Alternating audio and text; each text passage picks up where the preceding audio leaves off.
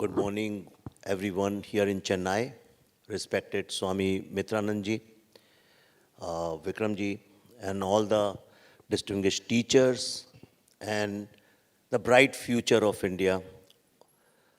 And the best part is nobody is sleeping. I am been noticing everybody's eyes. Not even one student has been sleeping. So, thank you for being awake.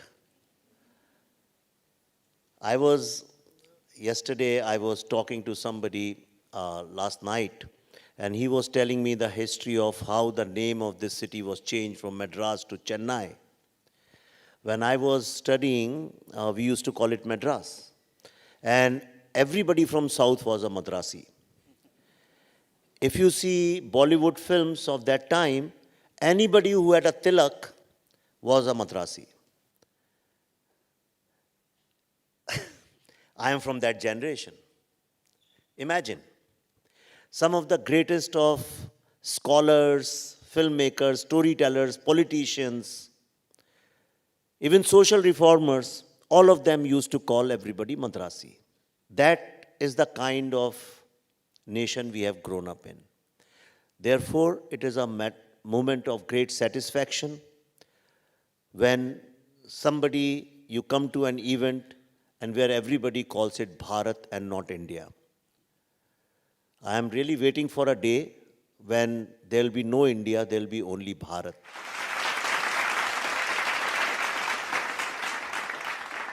When I studied, like Vikram said, we were only told what is wrong with this nation. You have caste issues, you have women empowerment issues, you are a dirty, filthy country, you are weak people, you didn't know how to fight, you have no courage. That's how I grew up believing that everybody else in this world, yes, we are spiritual, we had some great people, Ram and Krishna and great gods or great people. But in our DNA, we are weak people, we were never a great country. Until the time I went to shoot my last film, The Tashkent Files, in Uzbekistan. And it was in Samarkand, the local guide who could translate the language, and he was taking us to see locations to shoot. And we went to Temur Lung's tomb, Dargah, whatever it is, And he told the story. He said that Temur conquered almost all the nations in this region, and his countrymen, they were giving him the title of the emperor, and he refused to accept it. He said, I can never be the emperor until I conquer Hind. What does it mean? It means somebody who was called emperor believed that there was a nation which was the strongest nation in the world, and without conquering it, he cannot be an emperor. And he used the word Hind. What does it mean? That we are all, anybody who is from this soil is from Hind, means he's a Hindu. Where is the debate? There cannot be any debate. On one hand, we learn that it was sin, therefore it became Hind. If it became Hind, then everybody who lives, like anybody who lives in America is an American. Anybody who lives here is a Hindu. So it's a fake debate we have created. And then, how did he conquer? He was not interested in ruling India. I may be wrong, but this is what I was told. I mean, this is a popular folk tale in Uzbekistan. How did he conquer India? Then he got an army, huge. They say it's like the largest army of the world. And then he came via Kashmir, then Punjab, Haryana, and he came to Delhi in one night. It is written also there in a plaque. It says that as a glorification of Temur, that in one night, he killed 100,000 people. And on his way back, he burned villages after villages after villages. His interest was not in ruling India. His interest was in destroying this nation because there cannot be more powerful nation than Uzbekistan. That's what the history is taught over there. It's so unfortunate that an invader, a tyrant, who killed 100,000 people in one night, even if it is exaggeration, he must have killed thousands of people. At that time, population was not so huge. 100,000 people in one night. He destroyed villages after villages, temples after temples, ruined everything. And it is such a sad commentary. It's such a kalank on our historians and our education system that one of the topmost stars of this country calls his child Taimur. Not because he is anti-India or anti-Hindu, because he is not even aware. He has learned the greatness of Taimur. That's why he thinks Taimur is a hero. But he doesn't realize somebody's hero is also somebody's villain, because he has grown up learning only about Islamic heroes. He was never taught about our heroes, the real heroes of this nation. Who's your hero? Somebody who protects you. Somebody who fights for your dignity. Somebody who fights for your honor. Hero is not somebody who's killing only bad people. Hero is somebody who protects you. That's why Rama is a hero. That's why Krishna is a hero. And in my mind, Swamiji, Vikram, anybody who's trying to contribute to protect the honor and dignity of this great civilization is a Hindu hero.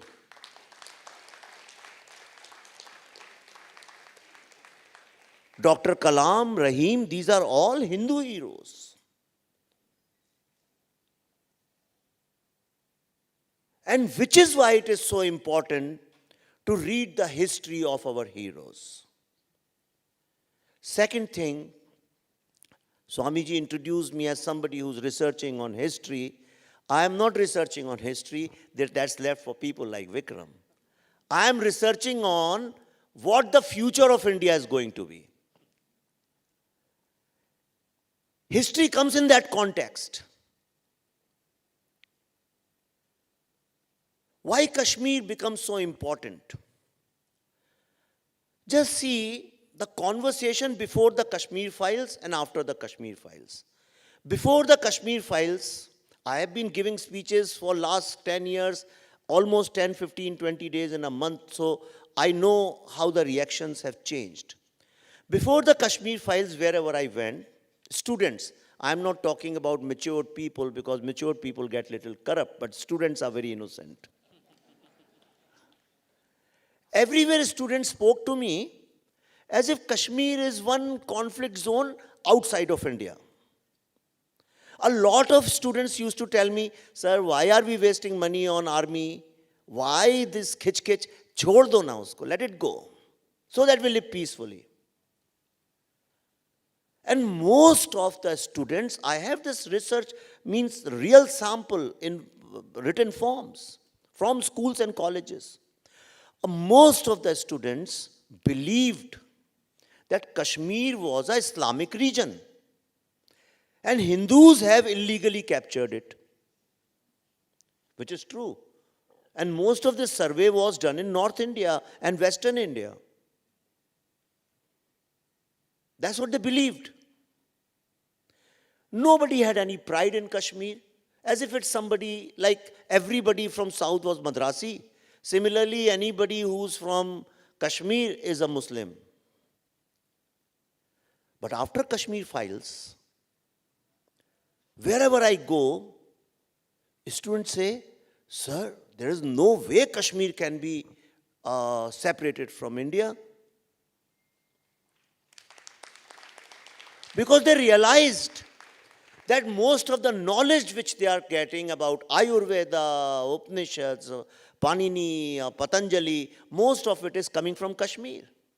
Another thing, if you do not know, Kashi, In India, the general education system makes you believe that Kashi has been the only epicenter of Hindu thought or Hindu education, which is not true.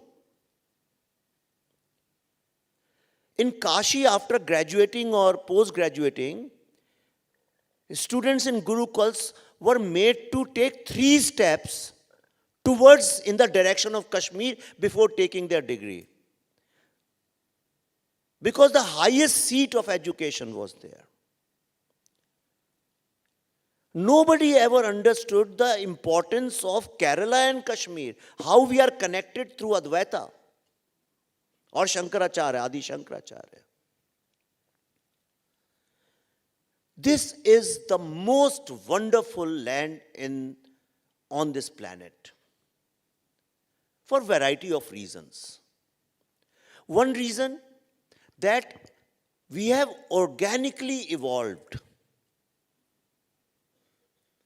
Our knowledge system has evolved with experimenting with the life and the society.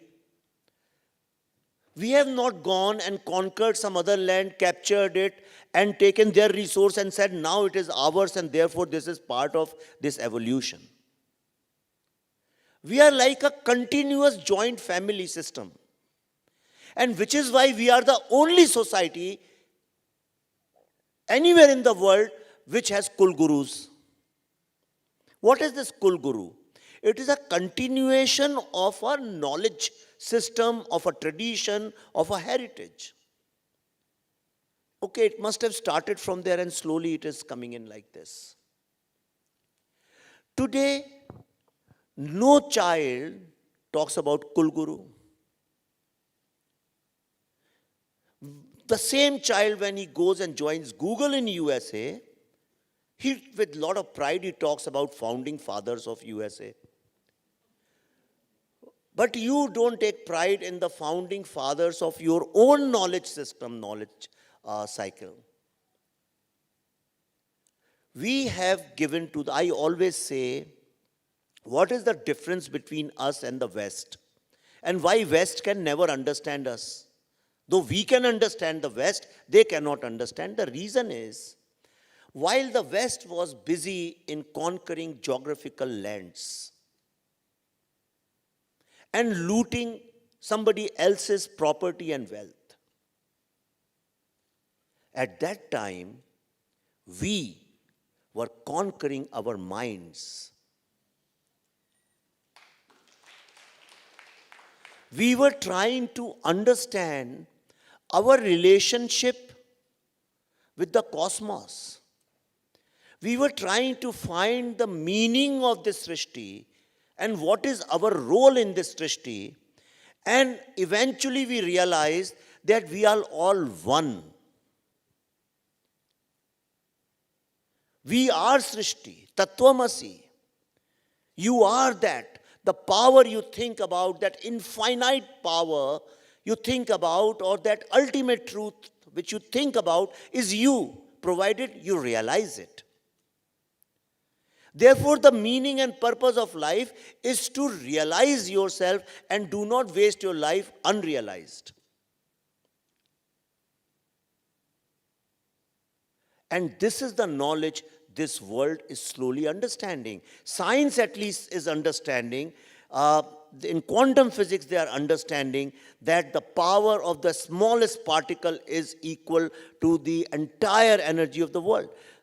And which is why when you go to the biggest particle lab of the world, in the CERN lab in Switzerland, as you enter, there is a huge statue of Shiva in cosmic dance, in Tandav Nritya. And the cosmic dance of Shiva is, when you are static, you are dynamic. When you are dynamic, you are static. When you are there, you are not there. When you are not there, you are there. That's exactly what the quantum physics says. The advanced side of quantum physics. Scientists have started realizing it. But it is very, very important now that we, our own people, realize. Whenever I have realized, we talk about oppression. There are two things everybody talks about. In India, there is a lot of oppression. Who's doing whose oppression? Let's face this in a very honest manner. The biggest conflict in India is told Hindu-Muslim. And everybody avoids talking about this. But in day-to-day life, if you see, every single day you have to interact with somebody who's not from your faith. And this kind of interaction between diversity or diverse faiths, you will see only in this country, nowhere else in the world. In America, they say we are diverse. How are they diverse? They have got Chinese locality, they have got Indian locality, they have all kinds of food and localities, but nobody interacts with anybody. But in India, we interact on day-to-day basis. And that is the greatness of Hindu culture and civilization. Because we say, okay, you are different, but no problems. Housewives, on daily basis, they go shopping. They don't care who's selling what. Then who's creating this conflict? Average Indians don't create this conflict. Bhartiyas never create this conflict. India creates this conflict.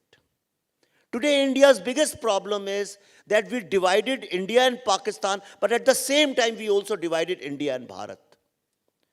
We left the intellectual power, the political power, the financial power in the hands of India. And if you look as a pyramid, if India is a pyramid, you will see the base, that the huge, huge masses, that is Bharat, and it's always told by India what's wrong with you and why you should correct yourself, and you are weak, you don't have courage. In case of Kashmir also, everybody knew that there was a genocide. They were killed, raped, and tortured in the name of religion, yet the spokespersons of India kept telling them, you had no courage and you ran away. Which is why I made the Kashmir Files. Which is why I was telling Swamiji, my biggest ambition in life, if you go to YouTube, history of Christianity, history of Islam, history of this, history of that, everything you will find, but you won't find the history of the oldest, longest, continuous civilization of the world. Nobody has made it. And if you go by the Darwin's definition, that whoever survives the longest is the strongest and is the victor, if you go by that definition of science, then we are the only surviving civilization, then we are the strongest and we are the best. No dispute on this. We survived the biggest of the invaders, biggest of the tyrants, biggest of the colonizers. We were ruled for 1,000 years. We are the only society in the history of humanity which was ruled for 1,000 years by the minority. And look at our greatness. When we found independence, we said, even you can have equal rights. I think it's time to tell the history of Bharat, because in my mind there is no India. India is the most fake story. Every young student should take a pledge to correct the narrative against Bharat. Pick up the greatest values of Bharat, spread that all over the world. Look at your mother. I am telling you, the only inspiring thing, don't have to be an intellectual and read big books of history. Just look at your mother.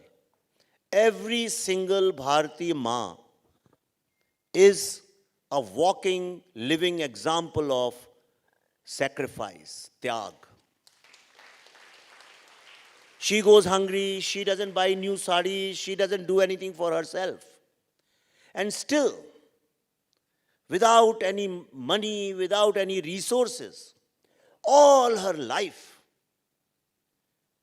she sees the dream of surviving the hardships to see the day when her children go wherever they go and they become able. And that is the reason wherever we go, people say that yes, Indians can be trusted. This is the biggest quality. There is no bigger trait. The highest trait of anybody's character is that you can be trusted. Trusted means you have integrity. What you say, you do. That is real humanity. The humanity is, the fundamental principle of humanity is that we can trust each other. And the whole world is suffering from trust deficit. And therefore, I think all the young people who are here, take a pledge, you are in the right place. Learn about Bharat, correct it wherever things have gone wrong, and take a lot of pride in the tyag of all our mothers and fathers, brothers and sisters who ensured that we live in a free land, in a great land, and the world's most evolved and spiritual land. Thank you very much.